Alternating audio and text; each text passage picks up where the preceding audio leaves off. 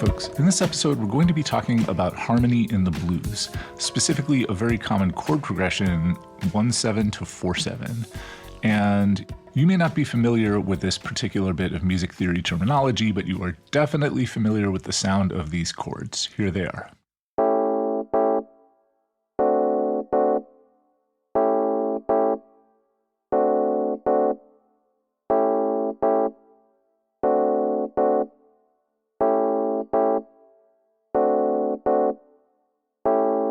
1/7 to 4/7 is really common not only in the blues, but also in related styles of music like rock, jazz, R&B, dance, pop. I mean, it's super, super common.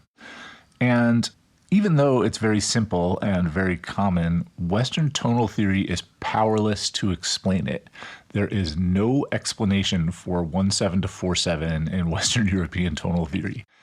And I'm going to argue that that is a big problem for music education, because if Western tonal theory can't explain something as common and basic as 1/7 to 4/7, then we need to reassess why Western tonal theory is the basis for our entire music theory infrastructure. Before we get into all of that, let's listen to some examples, and let's start with a song by the Beatles called The End.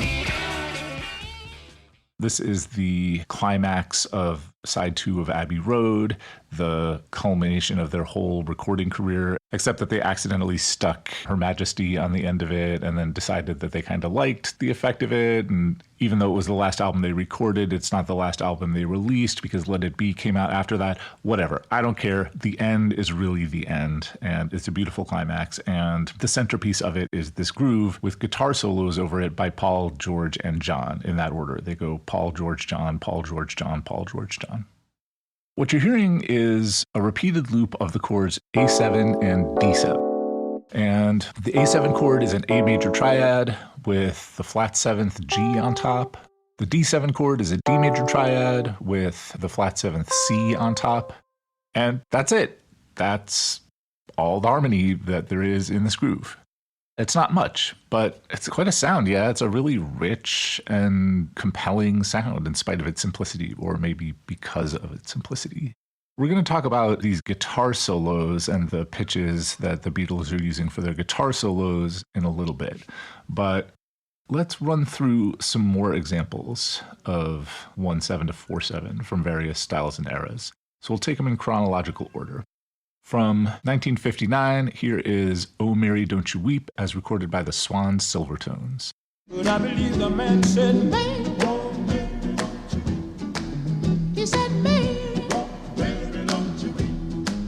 He said, Mary, oh, Mary, don't you weep. Trouble in the land will be all over after a while. Mary, don't you weep. You won't have to give up right for wrong no more. Mary, don't you weep. And maybe it could have been a little hard to hear. And I believe Jesus said I better call a little bit louder. Mary, don't you wish I had somebody to help me call Mary. Yeah, Mary. Mary, don't you? Yeah, Mary. I'll be your bridge over deep water if you trust in my name. They're using a loop of B7 and E7. From 1961, here's Listen Here by Eddie Harris.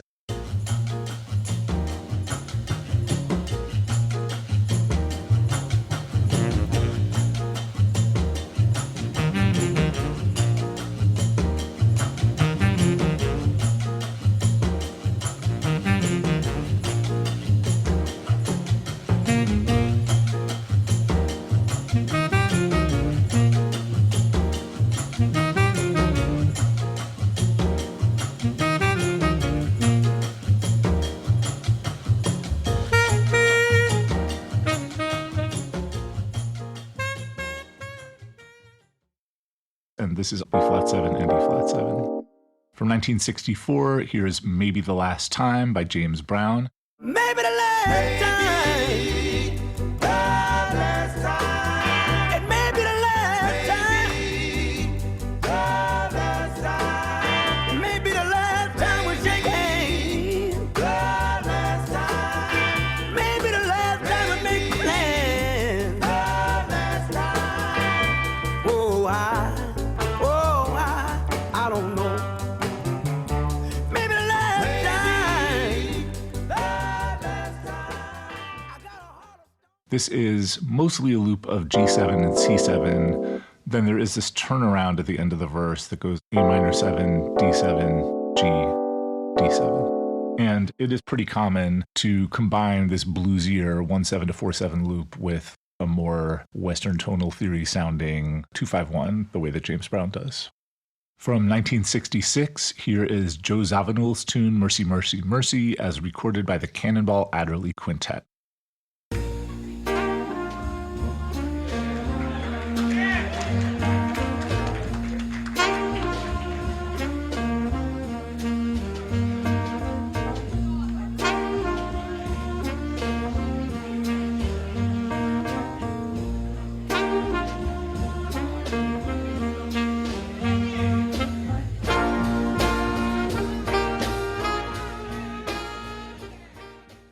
This is an interesting variant on the 1/7 to 4/7 loop.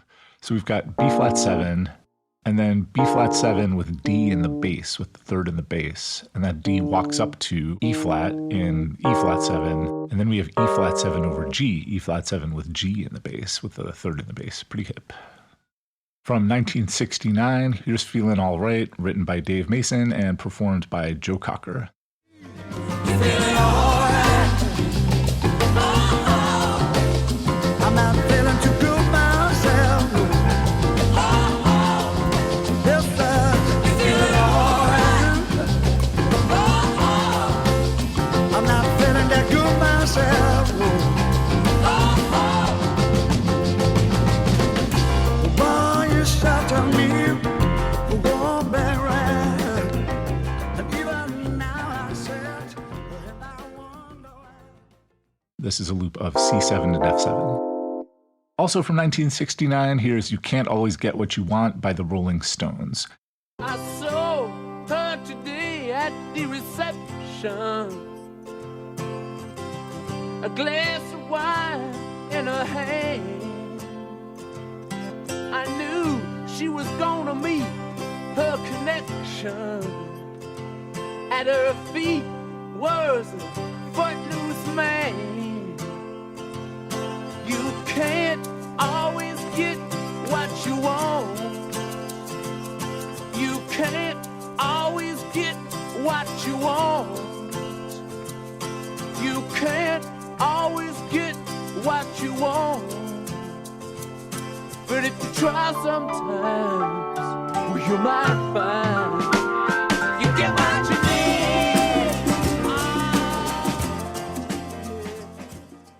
They're looping just C and F. These chords don't necessarily have sevenths in them. They're just the simple triads for most of the song. But towards the end, they do start using C7 and F7 more specifically. And then at the end of each verse, there's this nice turnaround figure, D7 to F to C.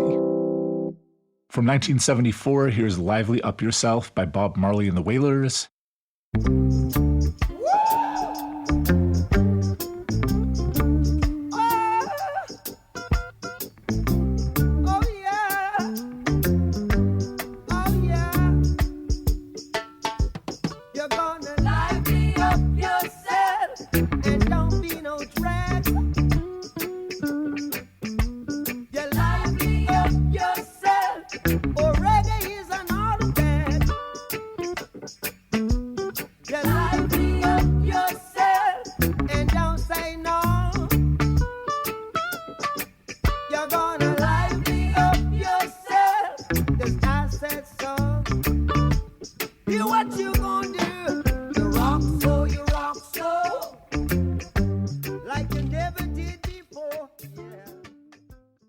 This is a loop of D7 and G7, and The rhythmic placement of the notes in these chords is so hip, like it's so unexpected and off balance. Like there's so many different layers of interlocking counter melodies, and all the individual parts are really, really simple. But yeah, the way they interact with each other, I think this is one of the nicest grooves I've ever heard in my life. From 1987, here's Need You Tonight by In Excess. I need you tonight, 'cause I'm not sleeping. There's something about you, girl, that makes me sweat.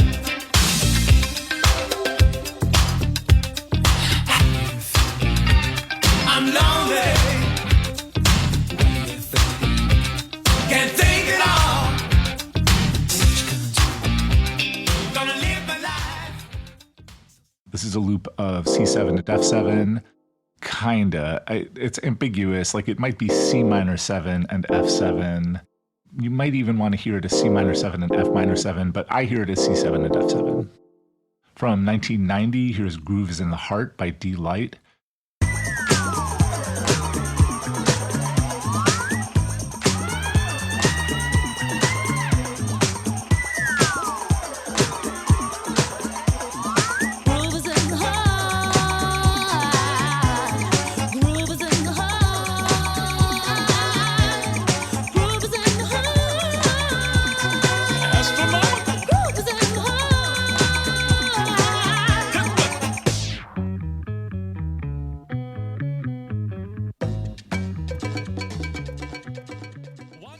This is based on a sample of Bring in the Birds by Herbie Hancock, and it's just a loop of A flat 7 and D flat 7. From 1991, here is Little Fluffy Clouds by The Orb. There were lots of stars at night, and when it would rain, it would all turn. They were beautiful, the most beautiful skies, as a matter of fact. The sunsets were purple and red and yellow and on fire, and the clouds would catch the colors everywhere. That's neat, because I used to look at them all the time when I was little. You don't see that.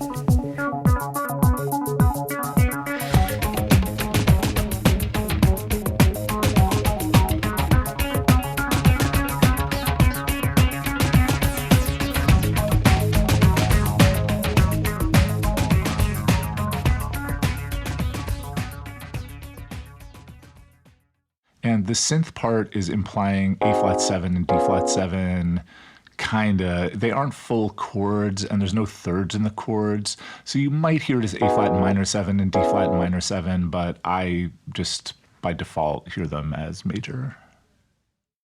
Okay, so yeah, widely used chord progression, a very satisfying one. How does it work? To ask that, let's return to The End by the Beatles.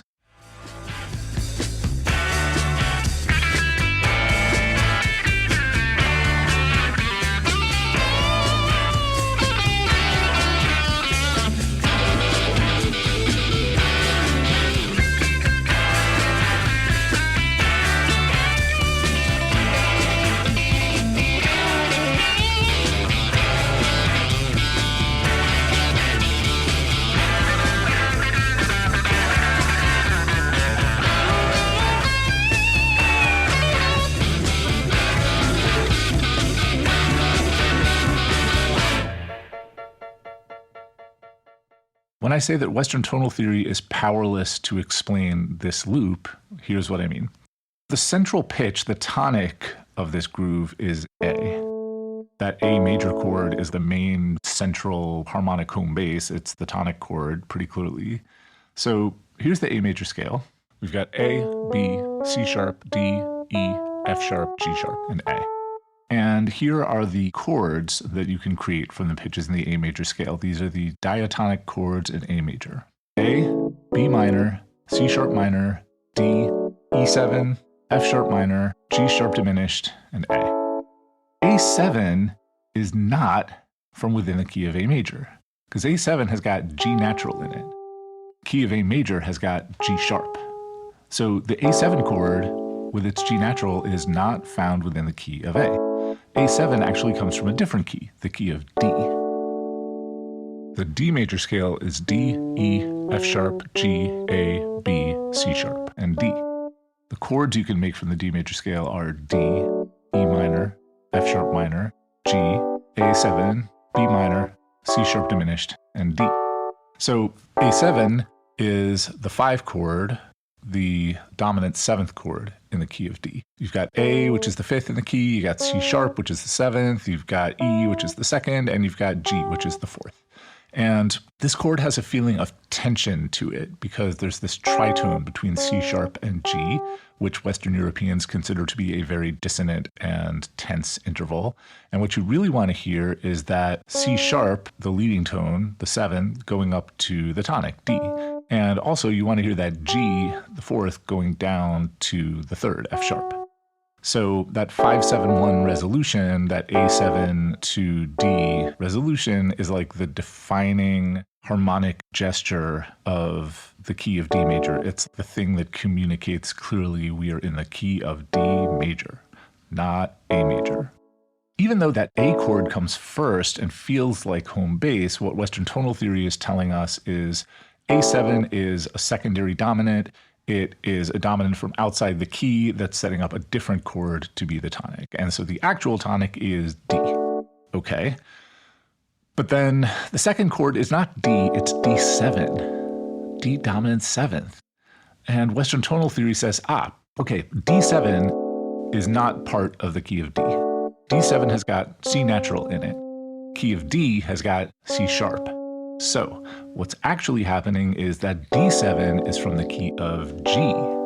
So the G major scale is G, A, B, C, D, E, F sharp, G. The chords you can make from it are G, A minor, B minor, C, D7, E minor, F sharp diminished, G. And the dominant chord, D7, the 5 chord, creates this tension. It's got this tritone between F sharp and C. And you really want to hear that tritone resolve. You want to hear the F sharp go up to G. You want to hear the C go down to B. And that D7 to G resolution tells you you are in the key of G major. So what Western tonal theory is telling us is that the end by the Beatles, even though it's a loop of A7 and D7, is actually alternating between the keys of D major and G major. That defies common sense. Like the key of G major, there's no G chords. Like there's no G in the melody. Like that's crazy pants. That doesn't really make sense. Okay, so if Western European tonal theory is not helpful for explaining this chord progression, maybe we could come at it with jazz theory. So in jazz theory, there's this idea called chord scale theory. The idea that each chord is a vertical expression of a scale, and each scale is a horizontal expression of a chord. Chord scale theory was formulated to make sense out of modal jazz, like, the music Miles Davis was making in the late 50s. And so the idea in modal jazz is each chord is a vertical representation of a scale, and each scale is a horizontal representation of a chord. So if you take the scale and play notes from it simultaneously, you get a chord. And if you take the chord with all of its extensions and play the notes one at a time, you get a scale. So according to chord scale theory, A7 is coming from A mixolydian mode. That's A, B, C sharp, D, E, F sharp, G, A. And when you play the first, third, fifth, and seventh notes in A mixolydian mode, you get A7. And so the D7 chord is coming from D mixolydian mode. So D mixolydian is D, E, F sharp, G, A, B, C, D. And if you take the first, third, fifth, and seventh notes in that scale, you get D, F sharp, A, C, D7. So great, that sounds a heck of a lot more plausible, right? Because then we're not trying to pretend that we're in major keys like Mozart. It's modal, it's A mixolydian and D mixolydian. So that would seem to be case closed, except that if you listen to what the Beatles are playing in their guitar solos, they are not playing A mixolydian and D mixolydian. Mostly what they're playing is A minor pentatonic. So that's A, C, D, E, and G. Now, if you take D mixolydian and just leave the notes F sharp and B out of it, what you're left with is A minor pentatonic. So playing A minor pentatonic over the D7 chords is perfectly in line with chord scale theory. But the Beatles are also playing A minor pentatonic over the A7 chord. And that creates a conflict because A minor pentatonic has got C, and A7, the chord, has got C sharp. And C on top of C sharp is super dissonant. It's a clash. So why are they doing it? The Beatles are kind of experimental as pop musicians go, but like this song is not one of their weird experiments. And also, their weird experiments are sonic. They're not harmonic or melodic. If you listen to this song not knowing anything about anything, you're probably not hearing it as weird or far out. Quite the opposite, right? I mean, these guitar solos that they play are like good. I mean, they're great. I think they sound terrific, but they're definitely not exactly groundbreaking stuff. I mean, they're playing like standard boilerplate blues rock riffs, right? So how are we supposed to explain what they're doing? Oh, by the way, it gets worse. They're not actually playing A minor pentatonic. They're bending some of the notes out of tune. So they are very often taking those C's and bending them sharp towards C sharp. And they're very often taking their D's and bending them sharp towards E flat. And that should sound just terrible. Like that should be super out of tune. And at one point in one of George's solos, he plays D and F sharp. That's, I guess, part of a D chord, and then he bends both of those notes up so that the D goes up towards E flat and the F sharp goes up towards G. And like, what? How is that allowed? Now, I'm putting on a character here because I obviously think this sounds perfectly fine. Like, again, you've heard this in 10 million rock guitar solos. It's not anything remarkable or unusual. But Western tonal theory and jazz theory are both powerless to explain how that is allowed, like how that sounds good. So this is why we need something different. We need a theory of the blues, because what the Beatles are doing, both with these chords and with these guitar solos on top of the chords, is they're just playing the blues. Like they're playing standard, regular old blues, like stuff that they learned from listening to American records, listening to Chuck Berry and Little Richard. And yeah, there's nothing particularly remarkable about it. We just don't have a good music theoretic explanation for it. And so you might say, well, so what? Who cares? Like, what do you need music theory for? Like the Beatles didn't know any music theory at all, and they got along just fine. And that is true. But meanwhile, university music departments, like the one that I teach in, are starting to want to teach about popular music. They're recognizing that it's not enough to just study the historical musics of Western Europe anymore. Like, it would be nice if they could engage with music of the United States from the 20th century, for example. And many universities have already started teaching jazz. And if you want to understand jazz, you got to understand the blues.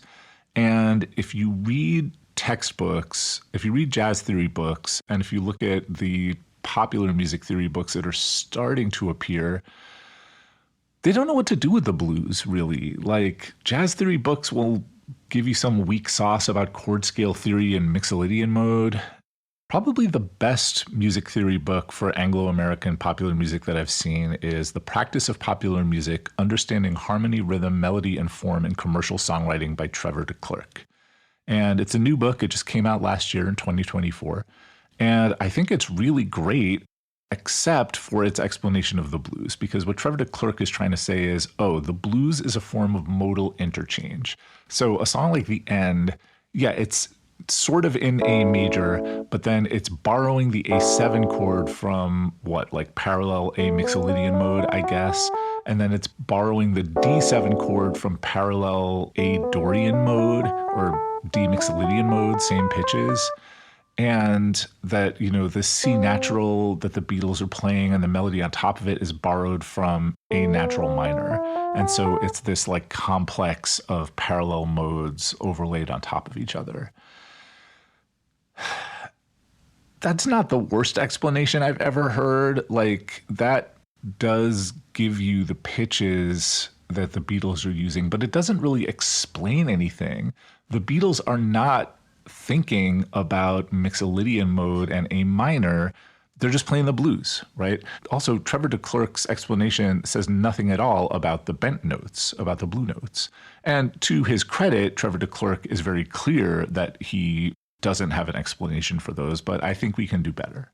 There have been some pretty good musicological studies of the blues. There is Early Down Home Blues by Jeff Todd Titan. There's Africa in the Blues by Gerhard Kubik. Those books are summarized pretty well in the second chapter of Richard Rapani's book, The New Blue Music Changes in Rhythm and Blues from 1950 to 1999. It's not a theory textbook. It's not like a teaching resource. And yeah, unfortunately, there just isn't really something between two covers. Now, I have been asked, if you have all these complaints about the ways that they teach the blues, why don't you write a book? And I am working on it. I've got a proposal out with my NYU colleague, Dr. Samantha Bassler. It's with the reviewers right now. We're, hoping to get it back, get a contract for it soon, and then we'll write it, and then I can refer you to that. But it doesn't exist yet, so I will do my best. But even when that book is written, we are not going to have a concise, well-formalized theory of the blues. And I don't think that such a thing could even exist, and nor should it. Instead, what I would prefer that we do is just look at common tropes and practices in the blues and treat them as kind of heuristics or rules of thumb. So rather than thinking that there's some logically unified system that generates the blues, we should just look at what blues musicians and musicians in related styles are doing and see if we can find some patterns. So there are a couple of patterns that I think you can identify in the examples that we've been hearing in this episode. And one of them is just that the dominant seventh chord, the major triad with the flat seventh on top, in the blues is a stable, resolved sound. That an A7 chord in the blues is not pulling you away to a different tonic. It's not making you want to hear it resolve to D or anywhere else. It is itself resolved. That tritone between C sharp and G is not dissonant. It's consonant. Or, I guess if you insist on hearing it as dissonant, it's not a dissonance that makes you want to hear something different. It's just the flavor of the chord. Another pattern is to notice that blues really likes root movements by a fourth. So 1 to 4, really, really common. That's not the only kind of root movement you hear in the blues, but it's a really common one. And 4 to 1, also super, super common. In fact, far more common than 5 to 1. And there has been some musicology about that. The Rapani book has a pretty good summary of it, where he looks at the top R&B songs from each decade from 1950 to 2000 and tallies up the chord movements, and the 1 and the 4 chord are by far the most commonly used ones. So another thing to take away from all of these various examples is that melody and harmony in the blues do not need to be that tightly coupled. That you can have a blues melody in A and a chord progression that is in A, but the specific melody notes do not have to align with the specific chords. So there are a couple of reasons why this might be, and one of them is it's very likely that the blues originated as a purely vocal music, right? And harmonic accompaniment, like backing it up with guitar or piano or whatever, came along later. And so by the time people started hearing it with guitar or piano under it, they were already very well used to these melodies having their own shape. But also, there is no good way to harmonize the blues using Western European descended instruments. Blues melodies very often have these notes that are in these zones, in these pitch zones between the piano key pitches. And there's nothing you can play on the piano that will mesh with these notes, right? So I think that just leads to this expectation among blues listeners that the melody and the harmony are going to be independent of each other. As for the content of these melodies, why are things very often pentatonic, but then why do you use these pitches in between the piano keys? And why do you use certain pitch zones and not others? There is a theory about that Gerhard Kubik advanced, which has to do with West African tuning systems, and it's very complicated. And I did a whole podcast episode about it, so I encourage you to go listen to that if you want to find out more about it. But so yeah, I'd say those are all good heuristics. Those are all good rules of thumb in trying to understand the blues and blues-based music. And if we treat the blues as like a coherent and unified system that makes sense in its own right, then that goes a long way towards explaining a lot of things. So for example, The End by the Beatles, if we understand, oh, it's just, regular old blues, then yeah, the fact that it sounds so familiar and so kind of conventional makes sense. Like it's not some weird set of exceptions to a different set of rules. It's very straightforward expression of this set of conventions. Treating the blues as a system unto itself also helps to explain the mystery of blues harmonica. So here is Mississippi John Hurt playing a medley of these two tunes, Liza Jane and God's Unchanging Hand from 1963.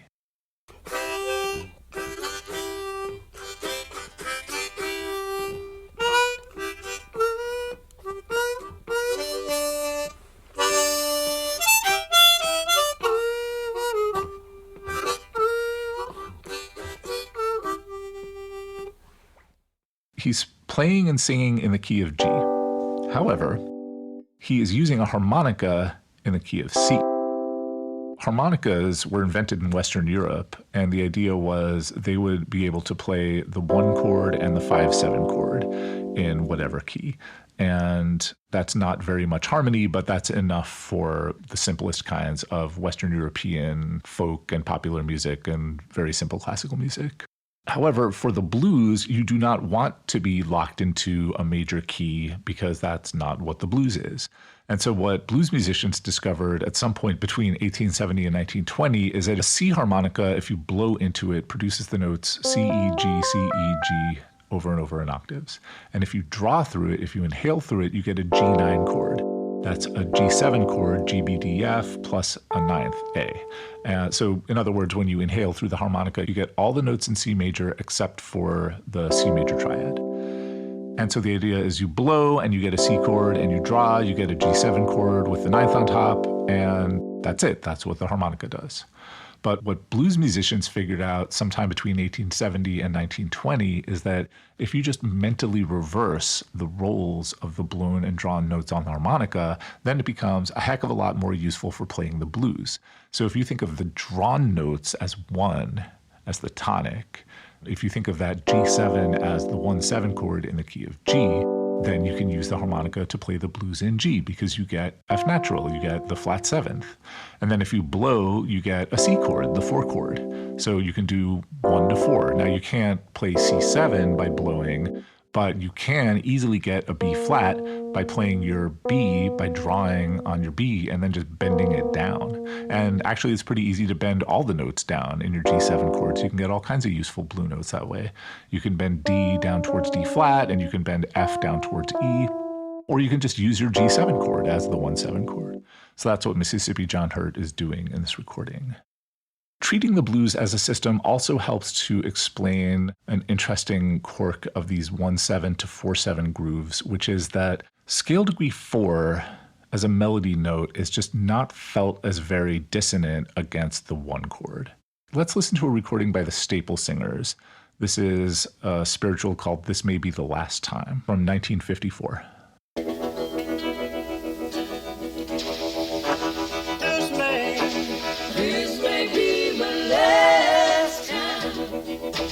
This may be my last time, children.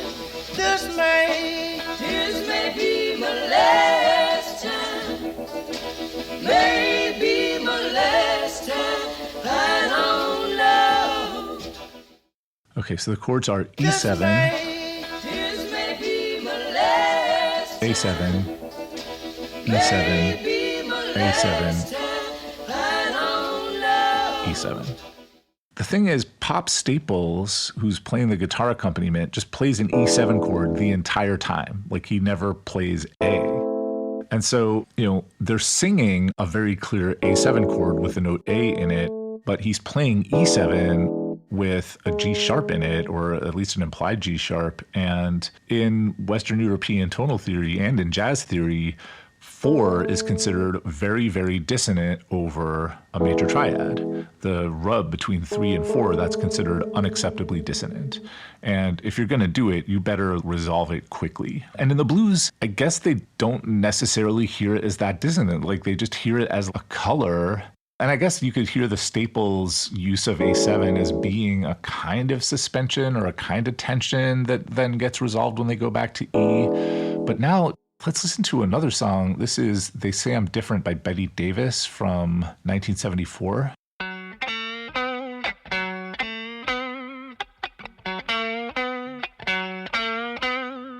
This song's in F sharp. And this intro riff is the notes F sharp, A, and B. Now, without hearing anything else in the song, I might assume that this is going to be harmonized with F sharp 7 on top of the F sharp and B7 on top of the B. And then with that A is just kind of a color note in between.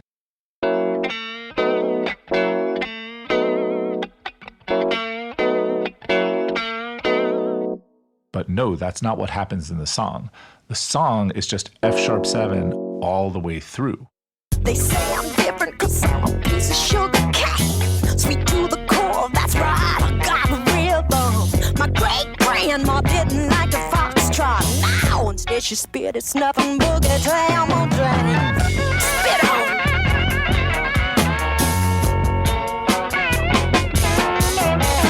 They say I'm different cause I eat chitlins. And I can't help it, I was born and raised on it.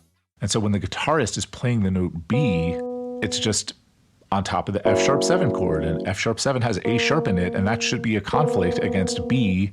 But I mean, when I listen to this song, I don't hear any particular conflict in it. You know, it's a very gritty song in its timbre, but like, yeah, I don't hear it as dissonant. I hear it as just sounding like the blues. But again, like, why should we be surprised that scale degree 4 sounds good on top of a major chord in the blues if we're willing to accept, you know, the minor third on top of a major chord, or a tritone in a tonic chord, or bent notes on top of not bent notes? Yeah, that's just another example of melodic harmonic independence in the blues. So yeah, it shouldn't surprise us. Now here's a question. Where does the 1-7 to 4-7 chord progression come from? One idea might be that it's part of the 12-bar blues.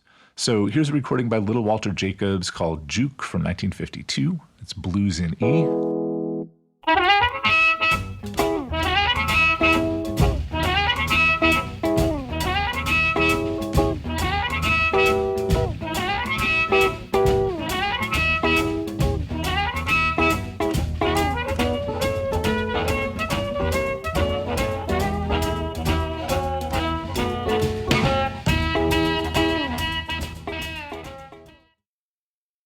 So he's playing E7,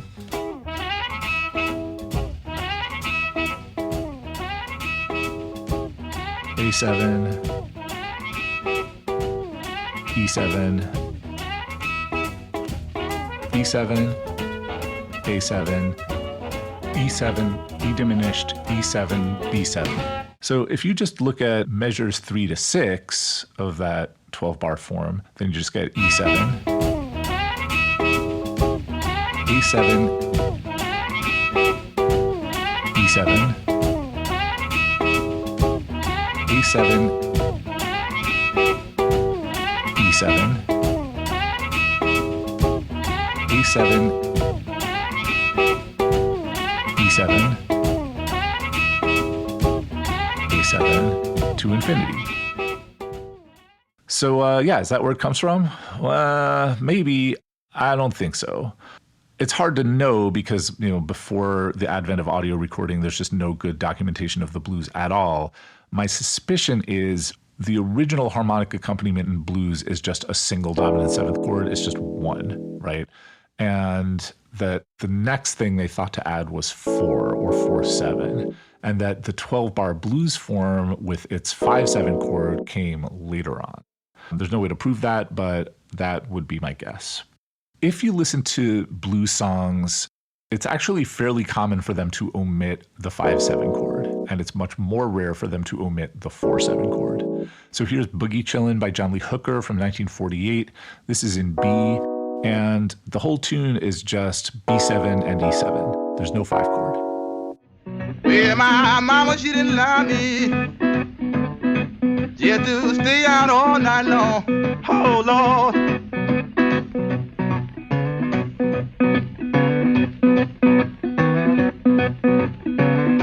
Well, my mama didn't lie me. She had to stay out all night long.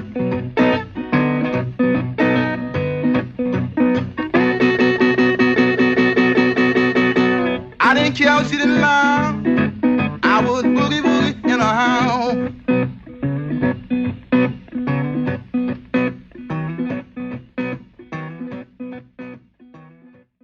Here is My California by Lightnin and Hopkins, also from 1948, and the only chords in this tune are A flat 7 and D flat 7. This is that California blues. I just can't help but play it on out here to satisfy myself. Yeah, you know I'm going back out in California, California. Boy, I just do my little run around.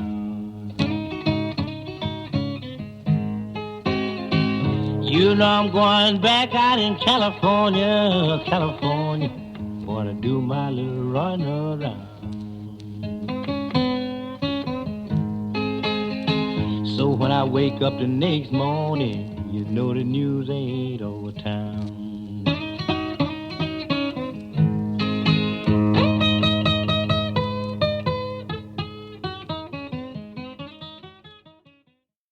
And he is kind of using the 12-bar blues form here, or at least like a loose version of it, but in that place where you would expect the 5 chord to be from the typical 12-bar blues, he just goes to the 4 chord again. And that's actually fairly common, this idea of using 4/7 where a Western European descended listener or a Western European informed listener would expect 5/7. That is kind of a trope in this kind of music. So here's Ray Charles' arrangement of You Are My Sunshine from 1962. Oh, you are my sunshine. Oh, my only sunshine. Oh, girl, you make me happy sometimes. My skies are gray. You never know how much I love you. But I don't want you to take my sunshine away. And I've got a whole podcast episode about this, so I won't go deep into it. But the original song, if you're going to do it in the key of F, is 1, 4, and 5, F, B flat, and C. And you've got the C chord acting as like the dominant chord, resolving back to F, like the way that it's supposed to in Western European tonal music. And what Ray Charles does is he only plays F7 and B flat 7. And he uses that B flat 7 chord in place of the C chord. Blues harmony, it's not unusual. It's not a weird edge case in American popular music. It's one of the main foundations of the building. It's extremely common. It's everywhere. And Western European music is also a foundation of the building, but you can't really understand much of anything in American culture without understanding the blues. And the way that they teach music theory in schools is not reflective of this fact. In most universities and most high schools in the US, if you're going to study music theory, you are studying Western tonal theory. And what that means is the major minor key system as used in Western Europe between about 1700 and about 1900. The more progressive places are starting to want to include more popular music in the curriculum. But the way that they tend to do this is you cherry pick rock songs or pop songs that can be explained in terms of Western tonal theory. And those exist. I mean, there are plenty of pop songs that do adhere to the conventions of Western European historical music, but you do have to be very picky about it. And if you're going to expand the view a little bit to include things like jazz, which sometimes follows Western European conventions, but very often doesn't, then you have to either kind of extend Western tonal theory beyond what it was intended to explain, or you have to sort of build these elaborate systems of exceptions or like combinations of things, like Trevor de Klerk trying to explain the blues as a mixture of major modal music and minor. And now, when Trevor de Klerk is trying to do this, I think he has good intentions. He's trying to say, okay, there is this coherent framework that explains all of the harmony and all of the music that you like, and we can understand it in terms of the Western European major-minor key system and its modes. And that is like a finite amount of information. It's well explained, it's well systematized. And yeah, wouldn't it be nice if that was all the information that you needed? And I really am sympathetic to that idea. Like, it makes good pedagogical sense. Unfortunately, it's just a really poor explanation of the blues. And I think that in this effort to streamline and systematize the explanations, you end up with these explanations that make no sense. And that, I think, is way more confusing than just trying to deal with the music as it functions. Because what happens is you get people like me who maybe informally learn a bunch of blues music or a bunch of rock or a bunch of country or a bunch of, soul, R&B, whatever. And then they get to formal music theory class, and what they're learning doesn't align with their experiences or intuitions. And so then they think either, oh, I guess I'm not smart enough to understand this, or this is just irrelevant to what I'm trying to do. I have experienced both of those things at various times in my music education life. And it would be nice if the music theory pedagogy community had the humility to say, okay, we have this toolkit, Western European tonal theory, and it's very versatile and useful, and it explains a lot of stuff, but it does not explain everything. And if we're not going to develop a coherent theory of the blues, we should at least say up front, here is this other body of music that is very important and common and widely loved that we just can't explain. And there's a political valence to this too, because, now when I say that Trevor de Klerk is well-intentioned and that other present-day music educators are well-intentioned, I mean it. Like, everybody I know in this field is a really good person who is just trying to do the right thing. But historically, people did not have good intentions. The reason why American music pedagogy was so focused on Western European historical musics to begin with was because the field was overtly white supremacist from Heinrich Schenker on down. There was, in the 19th and early 20th centuries, an overt intentional political project to elevate Western European culture as superior to all the rest of the world's cultures as a way to intellectually justify colonialism. And we can debate, whether that project continues or not, but even among people who, if you asked them, do you support white supremacy, would be horrified and would say absolutely not, are very often unwittingly kind of carrying out this program of trying to center Western European music and Western European systems of thought as the central ones, the default ones, the universal ones, the most important ones, the only ones that really make sense, and everything else as some sort of exception to or violation of that kind of system of thought. And it is going to be a while before we can bring everybody's intentions in line with the actual practices in the classrooms. And the well-intentioned people are hard at work at this. And, I'm very proud and pleased to be part of that effort at NYU. And I would love to be helpful in that effort in other places. But yeah, we got a lot of work to do.